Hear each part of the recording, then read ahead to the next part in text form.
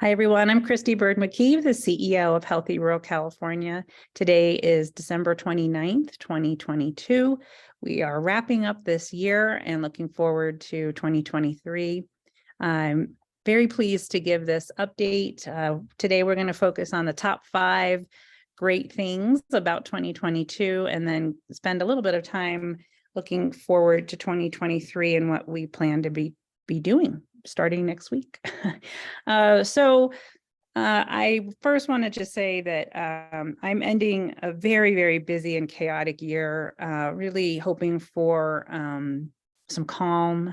I'm, wearing my Snoopy sweater, and just trying to relax for the holidays. We do have the office closed this week, and I'm trying not to work, but there's lots going on. And this particular video, I just thought, I'm in a good place this afternoon. Let me record this, and then I can jump into everything when we get back to the office next week.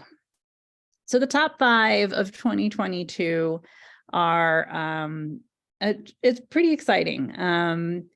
We have to remind ourselves that in January 2020, not only were we on the verge of a pandemic, which nobody knew at that time, but Healthy Rural California got IRS approval to launch. And so we are really just a few years into the development of Healthy Rural California as a new 501c3 nonprofit. And so to reflect not only on this past year, but since January 2020 on all that we've achieved is, I'm very proud. I'm very humbled and very proud of all that we've done. We've raised $3 million in grant funding. There's 3 federal grants, and that sets the stage for the top 2 items that I wanted to share about 2022.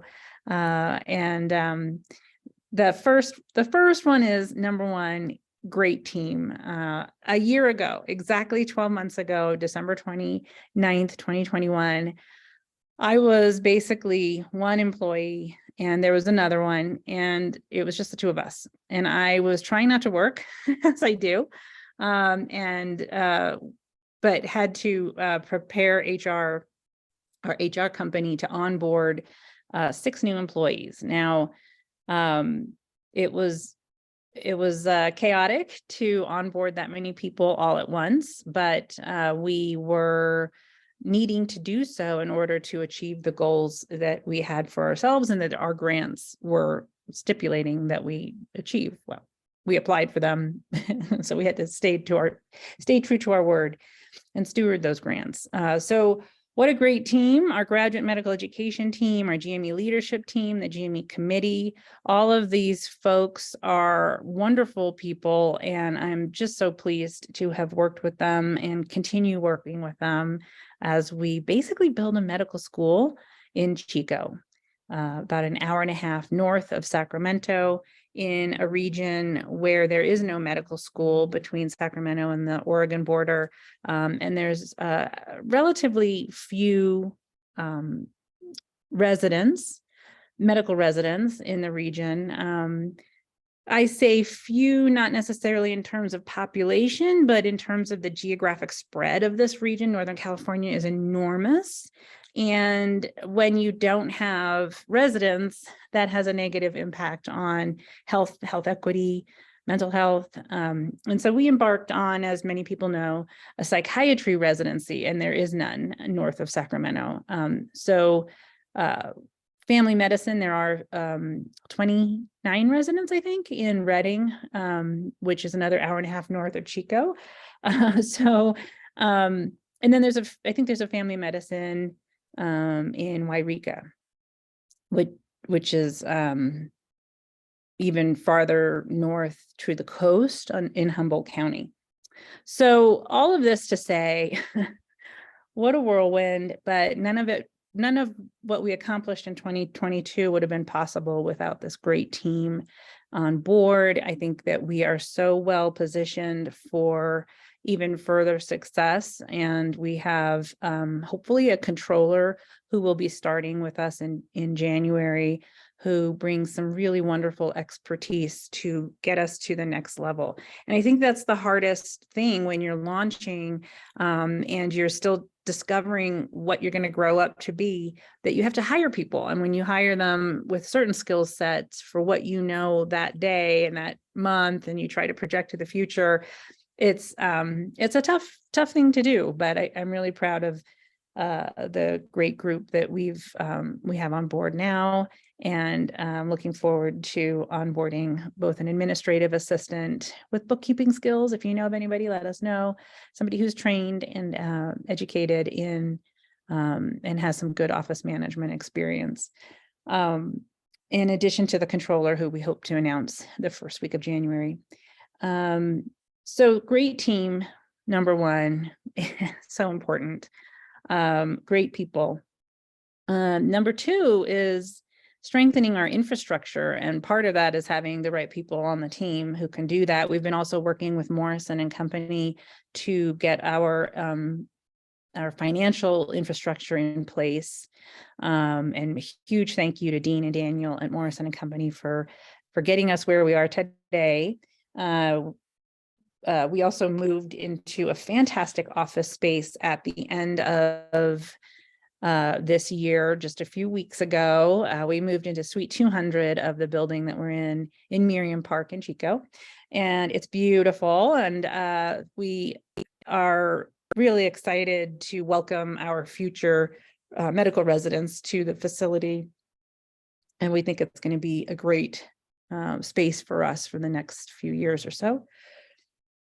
And so number one and number two of our top 5 in 2022 really are about positioning us for success for the next level. One of the biggest tasks that really helped both inform, hiring decisions and moving to this new office space was doing a 10-year projection. Okay, so if we do have 16 psychiatry residents and 12 family medicine residents through Healthy Rural California as accredited by ACGME to be a sponsoring institution, what does that really mean financially? How much money do we need to make it successful, and how much more would we need to raise? And in terms of that, we could look forward to being about $5 or $6 million per year just to maintain the graduate medical education work that we do. And that would be in, I think, year 2027, 28. So not that far away. So it's both building for what we are right now, but then looking to the future and really making sure that what we're creating is going to withstand such a large number of residents and education, and having the faculty, love our faculty. Okay. And that leads me to number 3 of our top 5 for the year, was that we submitted the psychiatry residency application to ACGME. And then we went through all of the necessary next steps, which required a site review, faculty development. We won't hear about the accreditation until February at the earliest. So, but to have submitted the application, it's 219 pages. It's not a grant application. It is basically building a medical school and getting that accreditation. So huge thank you to the team who helped make that happen in August, and then pulled together the site review November 9th. It was 3 years, a 3-year task to get to the submission of the application. So that's number 3. And that's all I'm going to say about it, because it was an enormous, wonderful achievement. And many thanks to the many people who made that happen. Number 4 of our top 5 is that we also started building a great foundation for family medicine. So this residency program will be very different from psychiatry. They just are very different curriculum, very different numbers of hours that are required in certain specialties. It's 3 years. So 4 residents in each cohort would be doing a 3-year curriculum.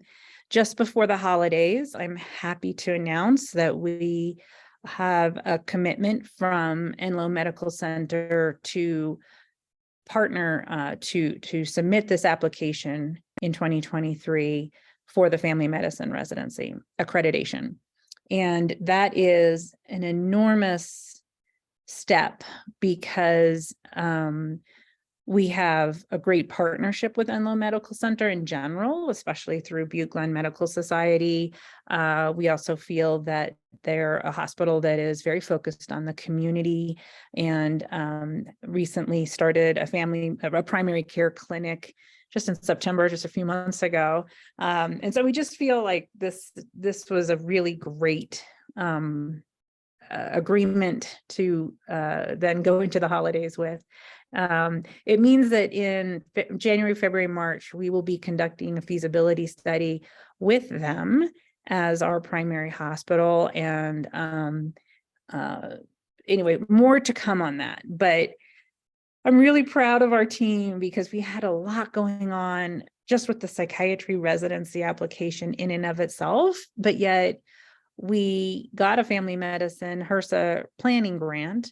And that went into effect in August. And we really set our sights on submitting the application for family medicine to ACGME in 2023.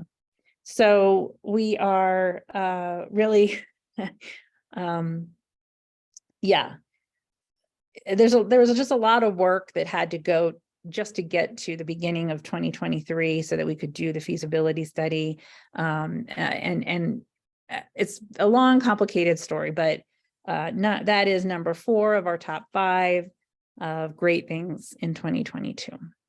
Okay, so the 5th one, the top 5 of 5, is really a focus on the medical societies, both Butte-Glenn Medical Society and North Valley Medical Association in Reading. First of all, we adopted NVMA. Our team has a managerial services agreement to support NVMA. They do not have staff and had not had staff people for over a year. I'm going to say a year and a half. So we really are. I'm going to use some words that maybe somebody might feel is too strong, but it is not just the plight of these 2 medical societies. Any medical society in the state of California that has less than 350 paid members has basically been in a downward death spiral for the past decade or so.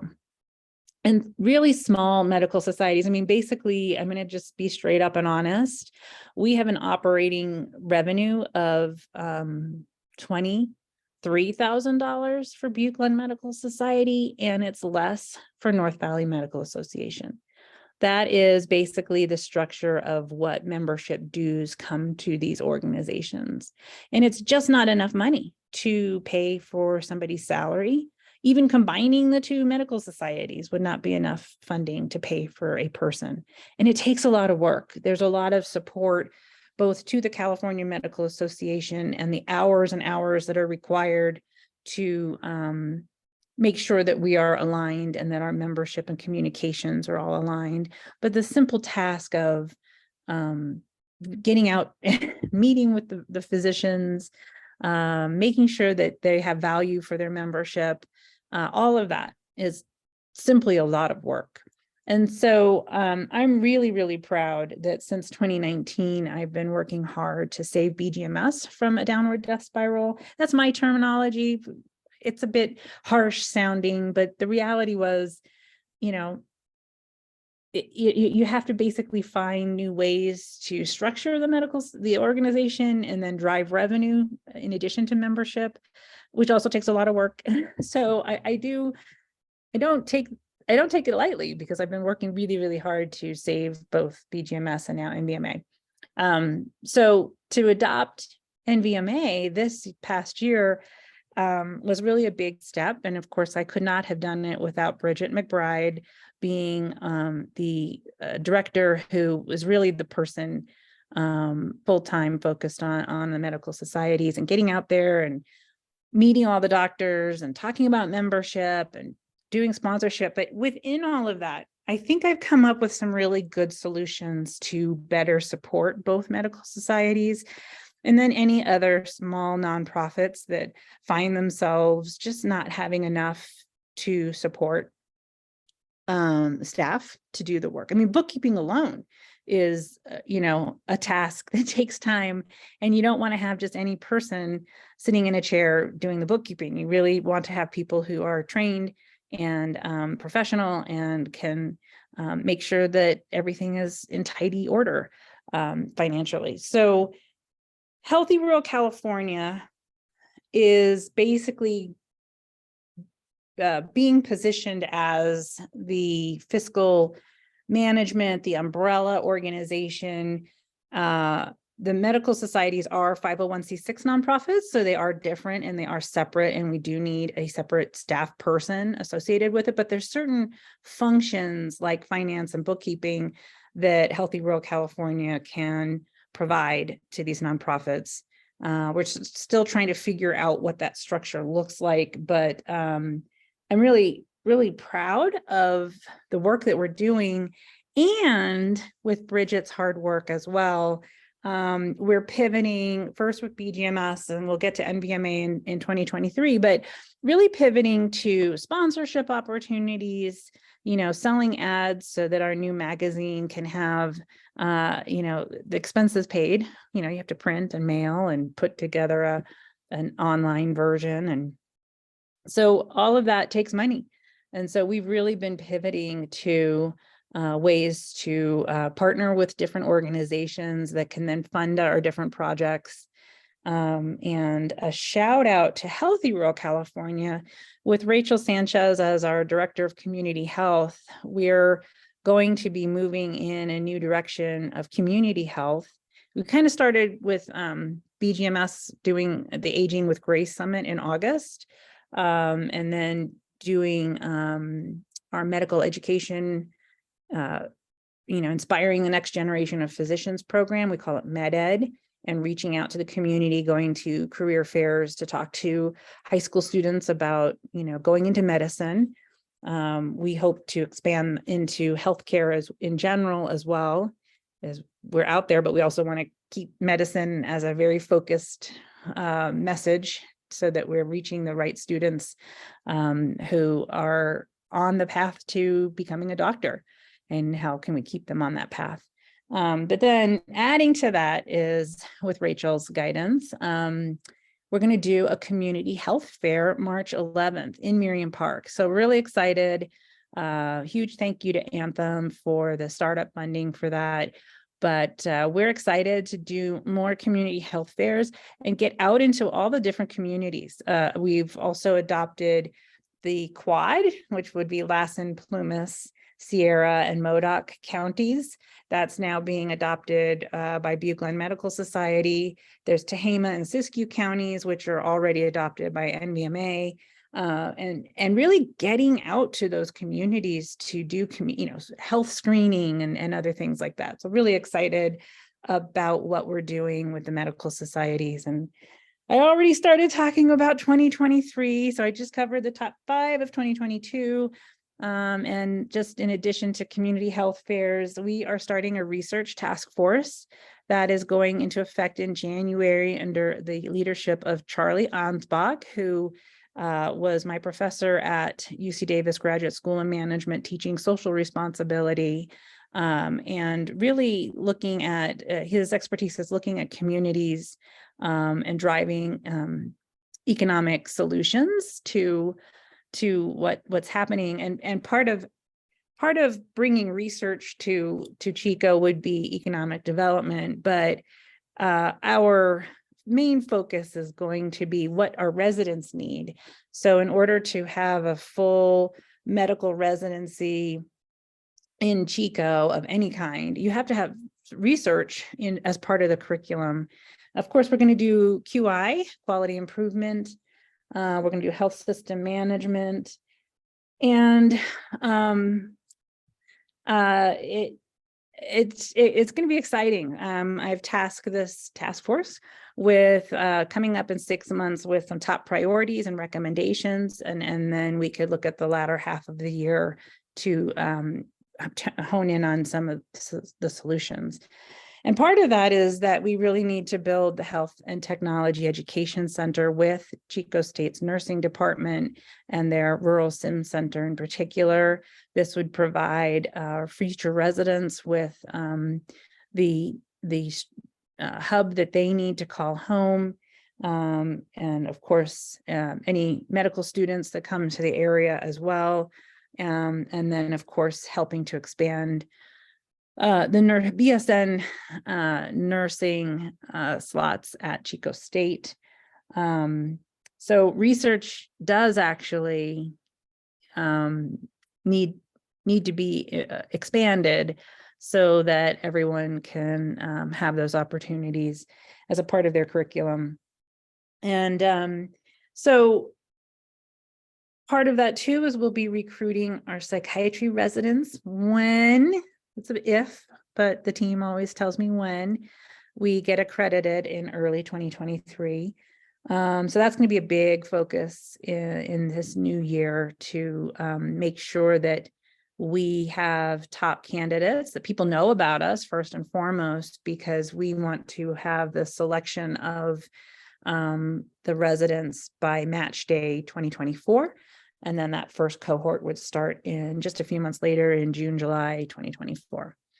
And then, of course, submitting the family medicine application to ACGME. I've already mentioned that. Lots with the medical societies. And then one last thing is what I'm calling the Health and Human Services Regional Council, because there are so many large issues that can really be better addressed from a regional perspective, not county by county, or like the counties doing what they do, and then sort of sharing those best practices with the council. So the Health and Human Services Council will start recruiting people in January. We'll have our first meeting, it looks like, in April, and the top priorities are going to be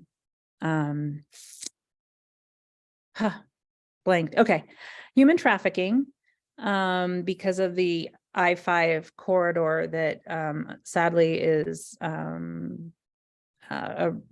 big health issue for many. We also have looking not just at the opioid epidemic, now we have fentanyl, we have meth. I mean, so, you know, really making sure that we are providing the right resources for the community, expanding the lock zone, really doing some community outreach and public health information regarding these substances, the overdose rates. There's new dashboards from the federal government on overdoses that are not fatal, which helps with more data gathering. And so if we could look at that from the lens of the region, we may be able to have some greater impact.